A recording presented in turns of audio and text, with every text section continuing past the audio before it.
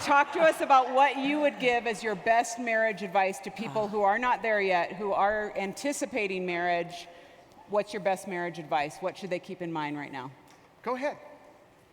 Well, I have so much advice to give, but I would say the most important thing is to not expect your spouse to fulfill all your needs and to bring you complete happiness and to fully, but no, you laugh, but to fully complete you, that's God's job. And we really tend to put too much of that on our spouse. And I would also say, I think something I've learned that has been really important, and this is probably more important for women, do not expect your spouse to be a mind reader.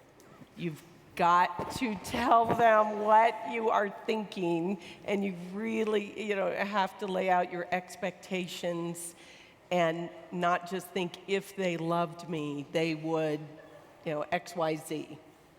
Good thoughts. That's good advice. That's good advice. Yeah, I Anything think to for add? me, it was the second year we were married, and I wake up, I'm a morning person, so I'm like chattering already like at 6 a.m.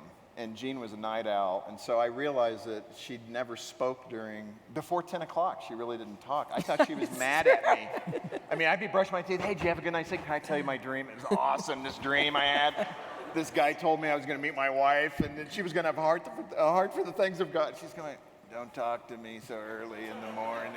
It wasn't that bad. But one night, so I'm brushing my teeth. I don't know why it's always around brushing my teeth. But she was already in bed, and I was brushing my teeth, and I came out of the bathroom to get into bed, and she's sobbing. I didn't really sob that much. Yeah, she was not a sobber. And she's crying, and I'm thinking, what have I done? I won't brush my teeth that much if you don't want me to. But I think it was a whole thing of not feeling worthy. You got to fill in those, because you didn't feel like you were up to the task of being a good wife, right. And you were failing, which I was not.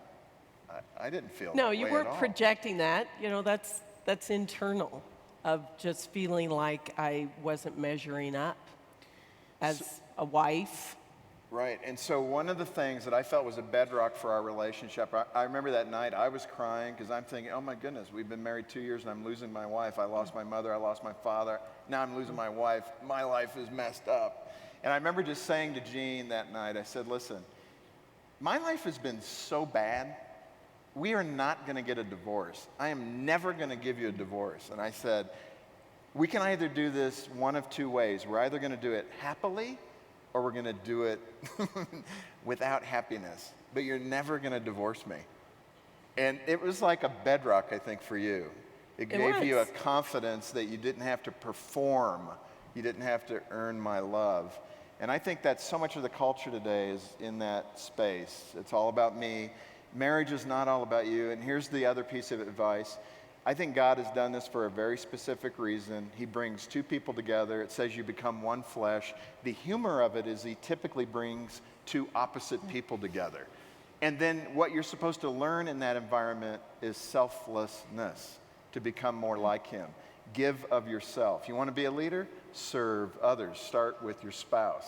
It's the hardest thing in the world to do, because you don't always feel like serving her or her, me.